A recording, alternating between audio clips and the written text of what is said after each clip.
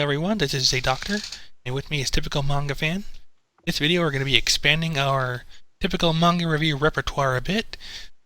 We're going to be, this time, we're going to be doing Akame, the chapter 56 of Akame got killed a great general. I don't know how big a name Akame got killed is compared to like One Piece or Bleach or even Attack on Titan. So a quick rundown right now is, basic plot is a revolutionary group of assassins taking down a corrupt and depraved empire. That's the gist of it. Well, we don't need to go into too much in this case, just because right now the current arc is the main guy, Tatsumi, was going to be executed by the enemy general who is also in love with him, Esdeath. And it's basically the whole gang is on a rescue mission to get him out of there. It's going well. They've even got Tatsumi armed with his own special power, special armor, but they're kind of being hindered by Esdeath, I mentioned a moment ago, and another general, Buddha, who can control lightning. I will say though that we are in the part of the manga where the anime has ended already. Like, oh yeah, that's a good point. Yeah, I just want to note that this part of the manga is manga only. Like, the anime has already diverged and ended by this point.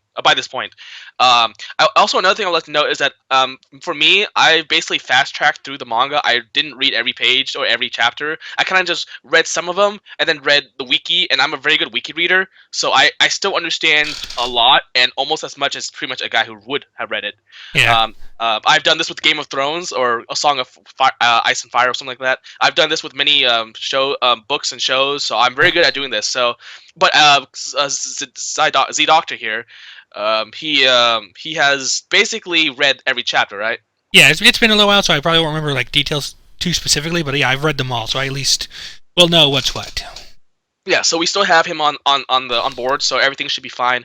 Akame got killed is something that I basically have decided to stick with because I already know enough that along with Z Doctor we can talk about it. But if anything really bad, specifically like rape or something really dark happens, which in this series is very probable. It's probable, but I feel like we've already kind of been through a lot of that, so that's why I think this is the point where I'm knock on wood, obviously. The one thing about this series is that they really like to show how depraved the empire is at any given opportunity. Yeah, I know, but I feel like it's starting to end, which is one of the reasons why I'm kind of like, this is why I'm kind of like deciding, let's do it. Might as well do it now. Right. But because of that, if something really, if that happens, I might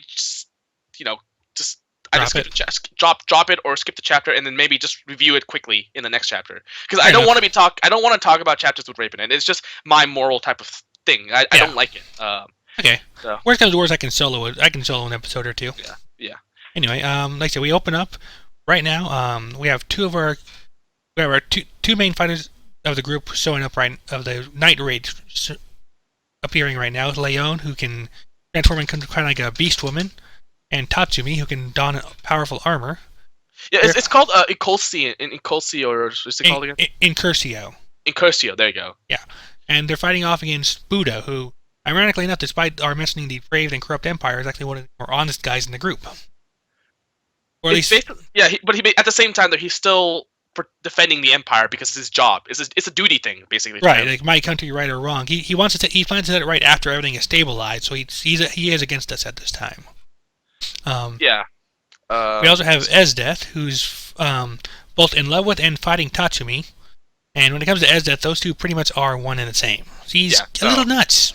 Just a little bit. She's basically one of those people who gets really excited with violence, and she loves the fact that Tatsumi's getting stronger because she's all about the strength survives over the week. And Mine is currently fighting Budo along with Akame, and she's using her pumpkin gun to basically, it's kind of like a gun, but also a sword, but it looks like a sword at least, right? Yeah. Well, I said a quick rundown of powers here, just so we know who's who and what's what. I said Esdeath. It doesn't really come up here, but Esdeath can control ice and freeze everything up to and including time itself.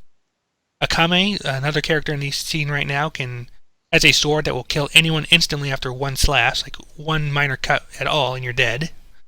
Budo can control lightning. Like I said, Leone, we mentioned, can turn into kind of a beast woman, gives her extra strength and power. Mine, or Mine, depending on what spelling you use or what pronunciation you use. She has a gun that becomes more powerful the more danger she's in. And also, there, I think everyone that's going to be showing up here. I think there's one more person. What's the boss's name? I can't remember. Oh shit, I forgot. So this is stuff with a C. We'll get to it. Yeah. But basically, there's also their leader. She doesn't have a power like what they call a Tegu herself, or at least not anymore. But she does have like a bionic arm. Yeah. And I do mean bionic in the same way as Bionic Commando. So if you know that game, you know what you can do. Yeah. So anyway, she's shooting her gun sword. Can it operate as a sword too? I don't think so. She's never really been for close combat. But yeah, because it looks like a sword.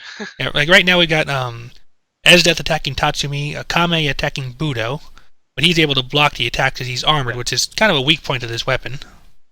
Yeah. And you mentioned before, you have Mine attacking him, but he's able to shrug that off. He's basically overpowered at this point, and he's using his ability, Advent of the Thunder Emperor. Yep. And it's basically shooting lightning down to everyone, I think, right? So like just raining down the Colosseum that the whole thing is taking place in. Yeah, and I have to admit, Incursio has this new evolution of armor. It looks so cool. Yeah, it does. It is so cool. To the point where I'm actually upset that the anime didn't have this part in, just because it looks so cool. Yes, I know. Like I said, I've avoided the anime because I don't really like it when they diverge so drastically like that. I will also note that the action scenes are really good. Now, as I will mention later, it's this fight between Esdeath and Tatsumi is awesome. So they're currently fighting, and Esdeath is basically saying, "Okay, you've obviously progressed really far, but you still have yet to reach me." And then she's just thinking that she'll trap him in ice and capture him and then make him her love toy later. Rape him, basically. Yeah, that's pretty much what. Well, I think she wants it to be consensual, but she's not going to be picky. Yeah. But he dodged and he attacks her from behind. Well, in front actually, on top. Well, from above more than anything else. Yeah, that's what I said, on top. So yeah, and she's ecstatic. I'm just too used to Bleach when they always attack from behind every single time, and it never works. Yeah. And actually, Tatsumi's actually taking advantage of the fact that Esdeath is enjoying the fight. Like she's still playing with him, so she's leaving herself open in a way. Yeah, exactly. I mean, she's to the point where she's blushing, and I like this scene. I like this sequence where he attacks her with his lance. I think is right. Yeah, spear lance, and then she catches it, but he counts on that and lets go of it as he comes down. Yeah, and then punches her basically. Right. Oh man, that's an awesome sequence. Yeah. Quick question here. I think I recognize what's going on here. She's using her ice basically to give herself armor at certain spots, right? Like she's using to block. She's using to block the lance, and then she's using it on her body to block his punch. Yeah, but he broke through it. Right. Yeah. Which is why he's so freaking powerful now. It shows that he's so freaking powerful, but And I think he sends her flying too, doesn't he? He knocks her. He does, but no, I don't see how far. Well, that's the thing. Like I didn't think it was very far at first, but when you look at second look, like he punches her, and then we caught it to like a wide angle shot of the Colosseum. No, I think that's just to show that the fight's changing. We're gonna switch to another fight. I think that's all it's showing. All right. Because we're switching to Akame and Leon, so yeah, and I think that's what it means. And as I mentioned before, Leon's not is not a melee fighter, because you can tell because Leon's got her and carrying her to dodge all the attacks. Yeah, and not to mention that if it had Esdeath been actually shown to fly across, I mean, we would have seen it. There's no sign of Esdeath being like flying away like Team Rocket, Yeah. So it's just to show that we're switching to a different fight. Yeah. Anyway, so going to the Akame fight. So basically everyone's getting really beaten and everyone's injured basically, but right now Budo seems to have the upper hand. Yeah, this is when their boss, and now that we're on this page, her name is Agenda. Their boss appears riding a dragon, which I think did they ride the dragon into the fight, or was that just their escape plan? I don't remember. Either way, there's a dragon there now. You mean the dragon to attack? Yeah. I think it's just for escaping. Okay. Because they're not gonna. The plan I don't think was to beat all of them. I mean, it's just to run away. It's a rescue mission. Yeah, basically. Yeah, get Tatsumi and get the hell out. Yeah. Like I said, Agenda used to be a general with the Empire, so Budo recognizes her, and he's kind of pissed to see her. Yeah. So he attacks her right off. Yeah. So Tatsumi blocks that attack, and then he's basically gonna. He mentions Lubo. And then, of course, the boss is really sad because Lubo. I know Lubo really liked her, and I don't know how she felt about him, but yeah, Lubok was a member of the group who died a few chapters ago. We'll spare you the gory details. Yeah, I mean, I'm sure they've read it by now. If they're clicking on this video, I'm sure they know. Yeah, but at the same time, I don't want to go spoiling someone who might be coming in. Well, true. I guess there's no point in chapter hiding 56. spoilers. Exactly. Yeah, exactly. There's not really much point in hiding spoilers at this stage. But at the same time, I don't want to overdo it if I don't have to. Well, I mean, what's the point of clicking on chapter 50? Like we're talking about the chapter. Anything happening in this chapter is by in itself a spoiler. Yeah. Like I said, of course, if we did, of course, that means we probably didn't need to really do that rundown to the start, but whatever. Well, it was just to sum up, whatever. Yeah. Anyway. Maybe it just get people interested, and then stop, and then look, and then come back to the video later. Well, it's fine. Yeah. And then Tatsumi reveals that he was able to land a blow on Esdeath and at least get her out of the fight for a moment, like not long enough to get out of there. And the Akame is surprised because it's showing that he's really become really powerful. Right, because Esdeath is very, very powerful. And of course, Widow's getting powered up, and then we come to this the cover, I guess the chapter page, title page. Yeah. It shows Mine, and of course, I think that shows something here. Mine is pouring. It says pouring her feelings and convictions to one attack, which kind of tells us what's going to happen later. So now we go back to the actual events, and now he's going to distract Budo. At least that's what he's trying to do. While everyone escapes, and Budo attacks. And hang on, I can't help but feel that this kind of defeats the whole purpose of the mission. But go on. I know, I know, right? It's like, aren't we here to rescue you? Yeah, but I think at this point, I think it's just like, okay, let's just get everyone out wherever, however we can. Yeah.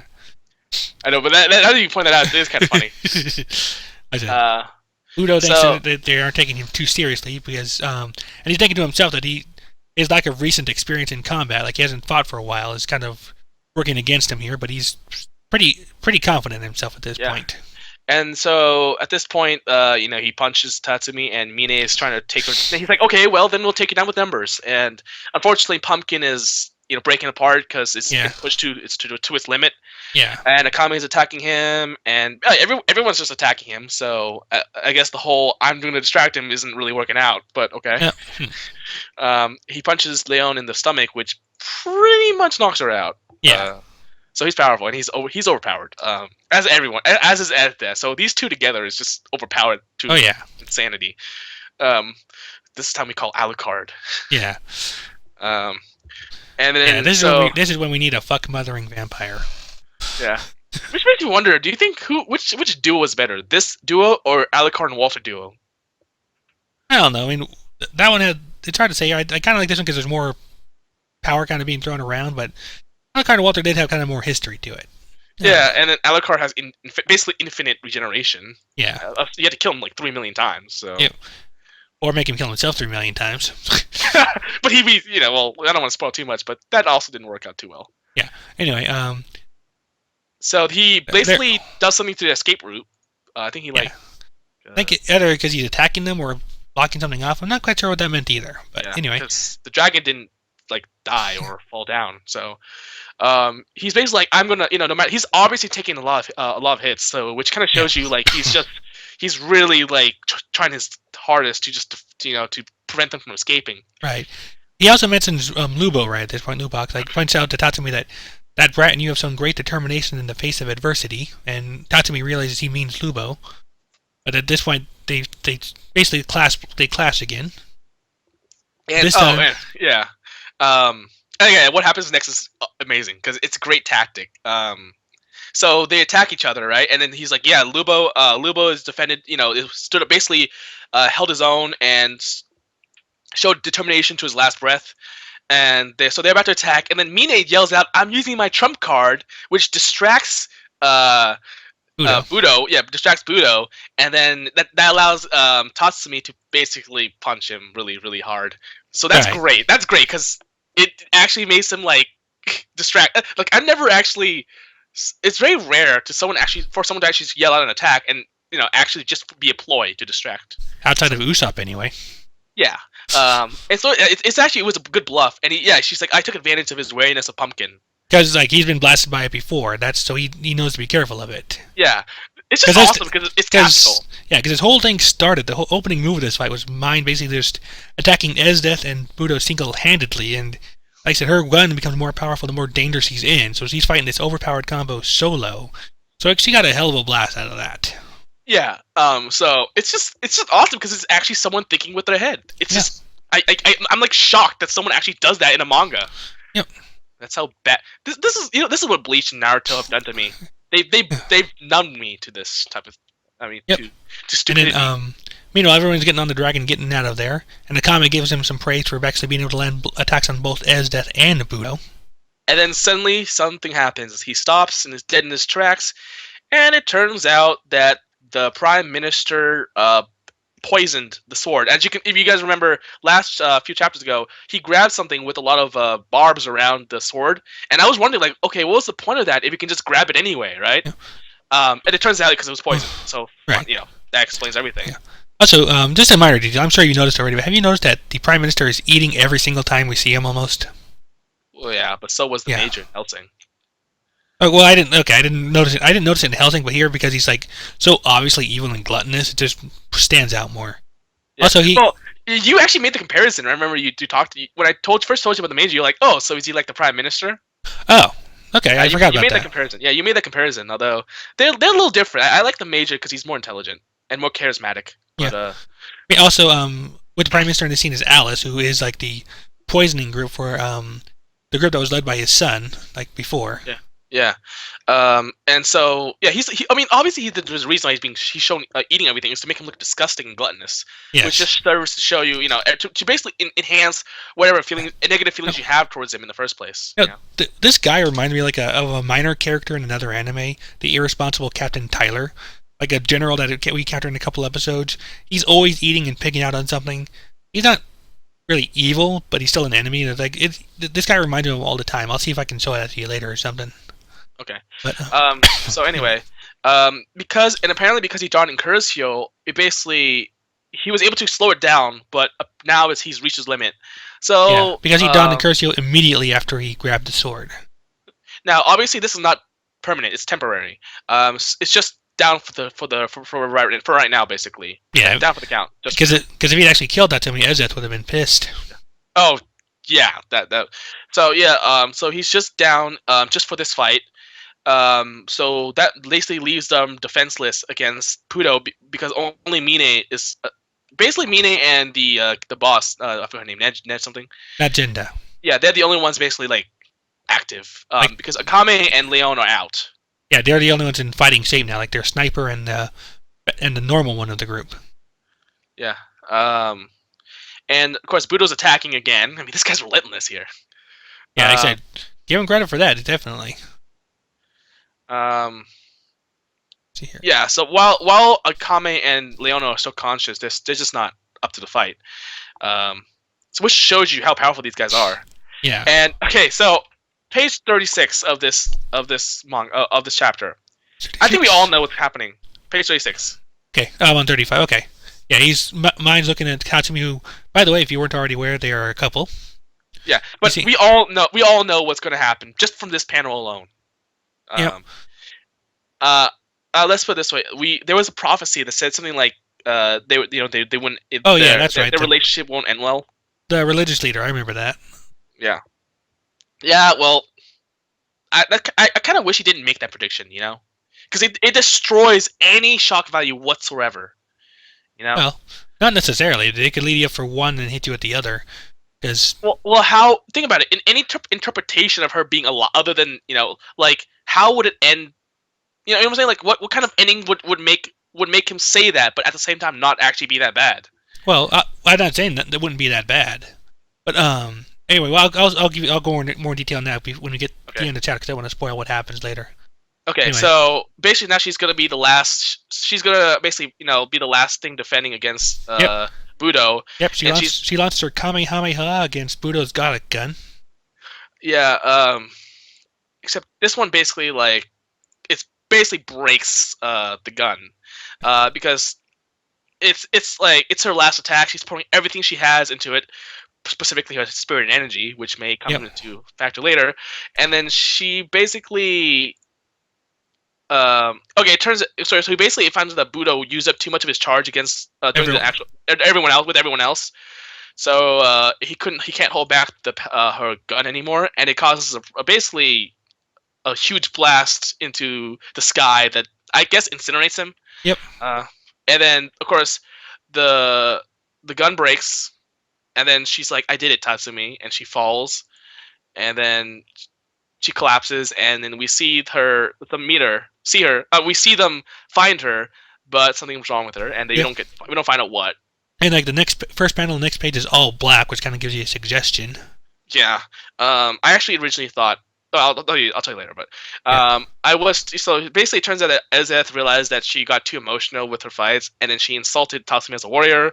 I don't think he gives a shit. But so she's basically happy about this, I guess. Oh yeah, I mean, I Um, said her whole thing is that Tatsumi is her ideal man, and she will make him hers, whatever it takes. yeah. She looks like a Nazi every time she wears that hat. I don't know why. It's a Nazi hat. It's not a Nazi hat. It just looks a lot like one. Exactly. And then after that, we get the aftermath of this whole fiasco. Basically, the word that Budo has been killed is spread throughout the empire like wildfire. Yeah. And throughout all of this, like the event going on in the background has been like the revolutionary army that Tatsumi and their group work for has been basically launching their big offensive. Like they've been marching on the capital, taking places as they go, and because of that, like a lot of places have been going over to them without even a fight, which has been speeding them up. I will say though, I forgot to mention that Esdeath basically said we will meet again, Tatsumi, and so she basically doesn't pursue them. They got away, just yeah, obviously, yeah. And I think by that point they were far enough away that even she couldn't quite catch them easily. So yeah. You know, all the different revolutionary forces are heading towards the capital. Yeah, and then it goes back to the base, and then you see Tatsumi talking to Mine, and she's like, "The revolutions." He's like, "The revolution is finally a success, and it's all thanks to you defeating the great general." The fact that he's talking to her shows you that she's not dead, which was I really thought. I initially thought they would like zoom out or show her and then like with like a cloth over her face, which is like the Japanese version of putting the blanket over someone who's died. I expected that for a moment. But yeah, basically like they show her they do zoom out there, she's there, she's in bed. Her eyes are kind of like dead. Her eyes are looking kind of dead, but she's just kind of laying there, not responding. And but Tatsumi's still talking to her though. So they're hoping that she'll be able to just rest up and come back. Like she's not actually dead, completely dead or gone. Well, here's the problem. Okay, so let me talk about this for a sec. So I originally thought she was dead. Okay. And I did not believe that he was going to. I did consider your thing about the whole talking to a corpse, but at the same time though, it's been a long time. It's been a long time since that happened, and they wouldn't keep the corpse around that long. They would bury her. Yeah, exactly. And plus, like they wouldn't keep her in a bed like that if that were the case. You're right. I mean, yeah. You could assume that maybe it hasn't been that much time, but even then, they wouldn't. If she had died, they wouldn't have her in a bed. Now here's the thing. Now a lot of people have been talking about this. She's obviously alive. Yeah. And one would argue that because she's alive, she's going to come back. And because they say that if she was supposed to be dead or going to be dead, eventually, why not just kill her at that moment and, be done with it? Why keep her alive for this long? Right, because this series is not shy about killing its characters. Yeah. Is it to serve emotional turmoil? Or is it going to be like... So, let me talk more about this. So, what we can't really decide is because... First off, why are her eyes open? Like I know when people die, sometimes their eyes are open, so they close them. With her, she's obviously not dead, but at the same time, though, why leave her eyes open? Right. Does that mean so in a coma? Is she in a coma? First off, the first thing is she in a coma? And the question people ask is, but the problem is with the coma, you're supposed to keep the eyes closed, and you're not. And the thing about a coma is that you can come back from it, so that's not a big issue. So, but the problem is again, why would they keep her eyes open? I know this is a very small detail, but I think it's a detail so like you don't commonly see this. People keep their eyes open with comas. They're all in any manga, in any series, in any anime whatsoever. When you're in a coma, your eyes are closed. Right. The second is the reason why they're open is that she is basically brain dead, a vegetable, and that's what some people are thinking too, that she is a vegetable and that she's brain dead. Here's the problem. You don't come back from being brain dead, okay? And this is a very sad thing. I know of a lot of people who probably have relatives who are brain dead. You don't come back from it. And that's because the brain is dead. Like, the only thing alive is the heart and the lungs and all that stuff. But you can't come back from being brain dead. Otherwise, you were never really brain dead to begin with. Right, because brain dead, like, that involves damage to the brain, which really can't heal itself, if I remember right. Yeah, it can't. So hence the term dead. I mean, it can heal somewhat, but you'll never go back. And if you're brain dead, that's so severe, you don't come back from that. Yeah. And that's why they call it brain dead. So there's still a dead part in it. So they say that. So Tatsumi says that she can come back. And this is really sad though. So he said just rest for now and come back to us. All right. I know he's just being hopeful at this point. Right. But if she does come back, it means she was never brain dead to begin with. Right. Which leads me to the third thing is that she's catatonic. Yeah, and that's possible too. Which I think that's it. Well, the best comparison is if you guys watch Game of Thrones or read it, Khal Drogo, like a character from the first season, first book. And yes, I can talk about it because you know what, the season aired like 4 or 5 years ago, and the book itself came out like 20 years ago probably. Right. So it's not a spoiler. So if you guys think it's a spoiler, shut up. He was catatonic, and of course that didn't really end well, and it didn't. Nope. He was basically, he opened his eye, he had his eyes open, but he was unresponsive. But the problem with catatonic is that I believe he's still conscious, right? You just don't respond to anything. Don't know. I do know actually, you know what? The problem is, like, I know in certain situations, like in Dark Knight Returns, the Joker was catatonic, but he was catatonic of his own free will. And I do know, because Batman retired, he basically he thought that nothing in life was worth living for, so he just stayed still and did nothing, because nothing was worth living for. And they said he was catatonic. Like, his eyes were open, but he wouldn't eat. They had to feed him. They had to take care of him. Right. But he was conscious. In fact, when they mentioned that Batman returned, he came back. Yeah. Yeah. So that's the problem I have with catatonic, is that catatonic means you're conscious. It just doesn't. You just don't respond to anything due to whatever reason. Right. So this is what I'm really confused about. Is she conscious? If she's not conscious, then that cuts out catatonic, but it makes her brain dead or in a coma. But her eyes are open, which is really weird for someone in a coma. Yeah, I don't know that they'll really go that far into it if she comes back at all. So I want to draw your attention to two things before we wrap it up, though. I will also say that I really hope the author knows what he's doing, because if he doesn't understand the difference, then it's not really fair to us who's trying to figure out what's happening. Right. I do want to draw attention to two things. Number one, did you notice Tatsumi's eye in the last page? Yeah. Oh, yeah. I was going to talk about that. Yeah. So it seems that Incurcio has kind of affected Tatsumi to a certain extent. Maybe because he forced it to basically evolve so rapidly, which now I don't know if this is a positive or negative thing. Now in a lot of manga, you can argue either way, because it could be like it's basically infecting him, or it could basically be enhancing to a point where he's like an evolutionized person, kind of like in Gundam 00, where the eyes actually do change after a certain amount of time in certain, like, in the Gundams, like Transam something blah blah blah. I forgot, there was something called particles. I forgot what it's called, but basically, have you seen Gundam 00? No, I barely. I don't know a lot. I have a friend who knows Gundam a lot more than I do, so I can consult with him if we need to. But I think they were called G particles. I'm not so sure. Okay. I don't care. Whatever. If you get exposed to them for too long, then you basically your eyes start to change into like mechanic, like it looks like mechanical, and then it's because you're evolving. So I don't know if the eyes mean that he's evolving, or it's basically kind of like the new type. You know what new types are, right? That's a Gundam thing. So I don't know. I don't know if it's like that. Yeah. The second thing I want to mention, like you were talking about the prophecy before. There is one thing I can think of that would be even worse than what we're seeing right now. What would happen if Tatsumi died and then mine came back? Oh. Yeah. Screw you. I mean, you want tragedy, that'll do it. But tragedy doesn't equal good writing.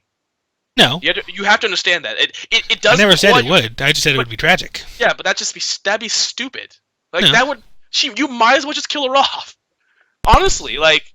the issue I have here with Akame got killed in general is that it just depends mostly on shock value at this point.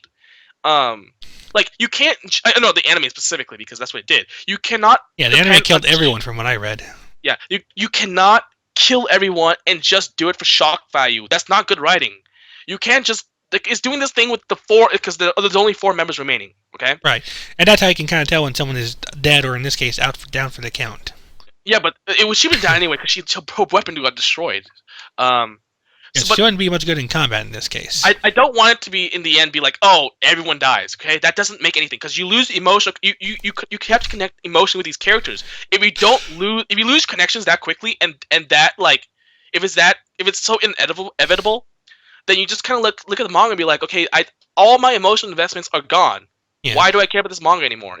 And Game of Thrones gets away with that because you still care about other characters other than Ned Stark. Spoiler alert, but it's obviously AKA Sean Bean. It's Sean Bean. So you should really know that. You should really know that.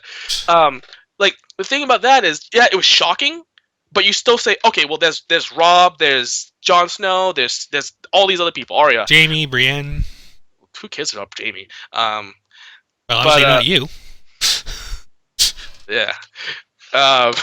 But so you connect with the story. But here's the thing: if everyone died in Game of Thrones, then you would also be like, well, why should I care anymore?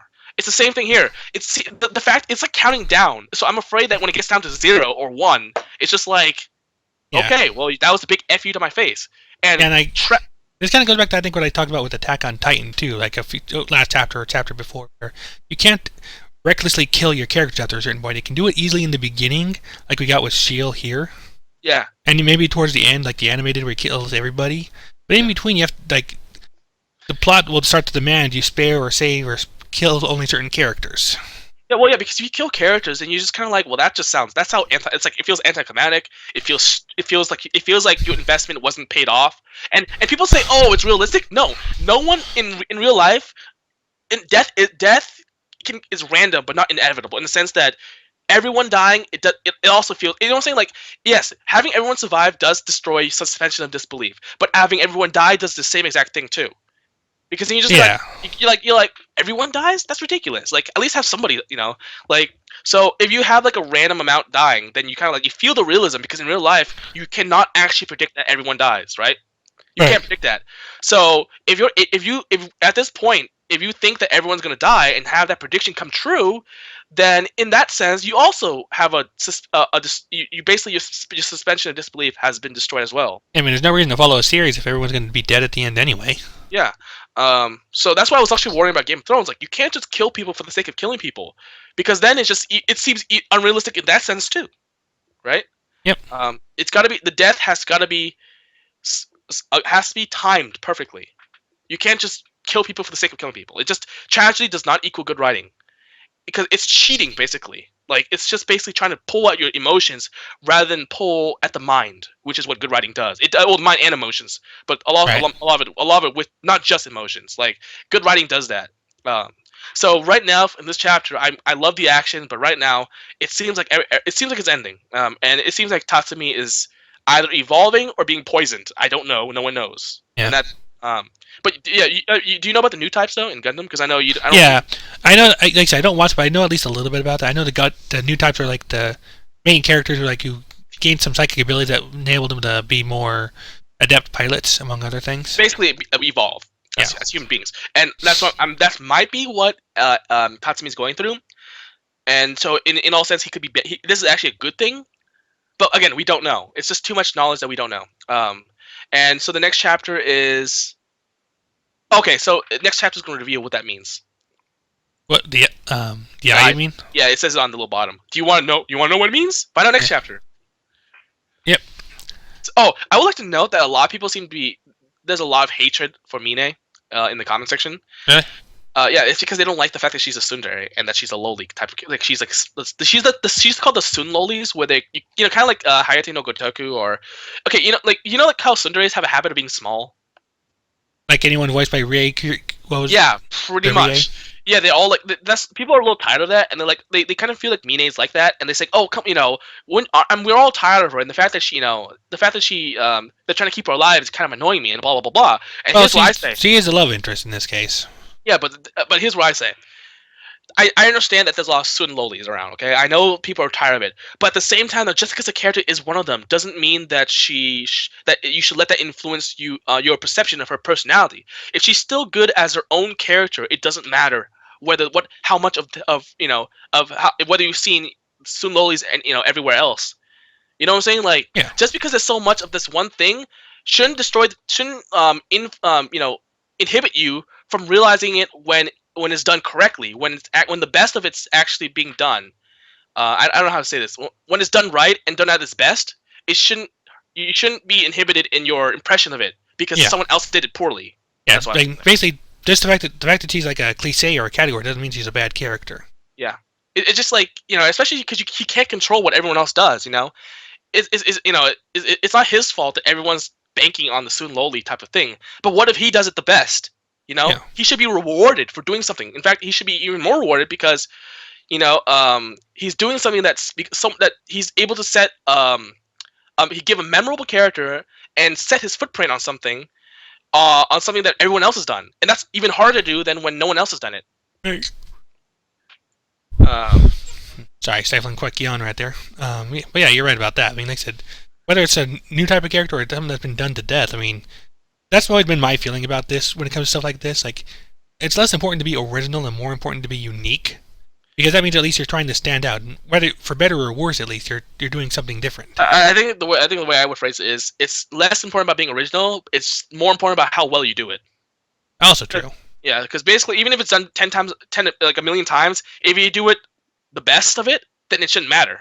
Because then because it also kind of rewards. Because what if the guy who did it first did it poorly?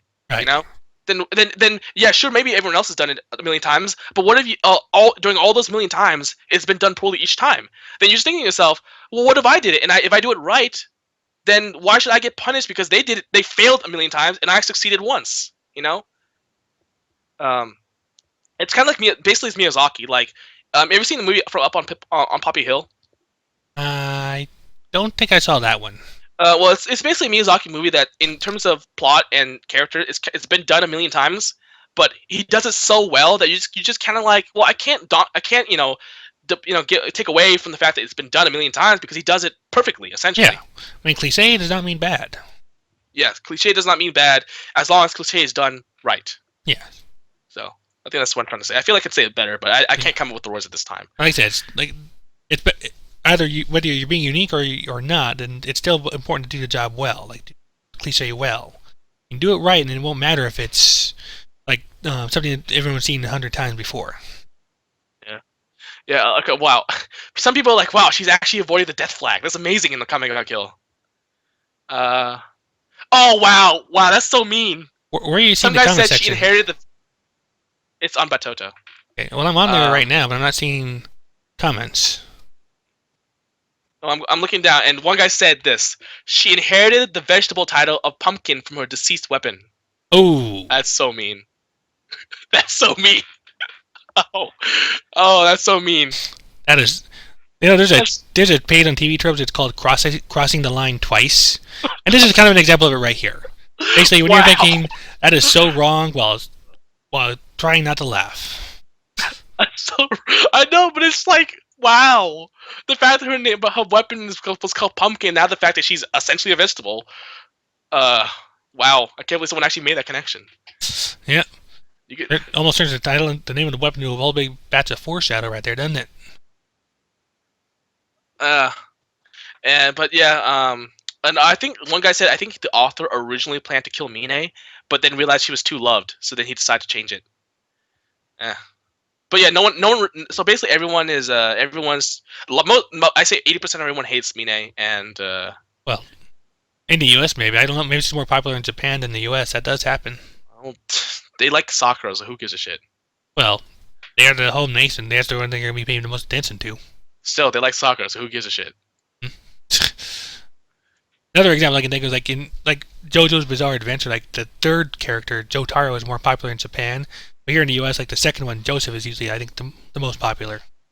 Still, they like Sakura, so who gives a shit? All right, whatever. You have your fun here. We like Hinata better. I think that's what makes us better. Yeah. Well, Hinata's awesome. Yeah, there we go. See. Yeah. Anyway, right. So I think that's about it for today. Yeah, like I said, we got the description of the episode. We got to talk about things a little bit. I think we got ourselves covered for Akame ga Kill. Once again, that has been chapter 56, Kill the Great General, which they did. Yep. Okay. And also, it's a monthly chapter, so the next one will come next month, basically. Basically, late February here by the go. Yeah. And along with this video, we'll be releasing another one for a whole different type of series altogether inside Mari. So stay tuned for that. Yay! Right. Bye.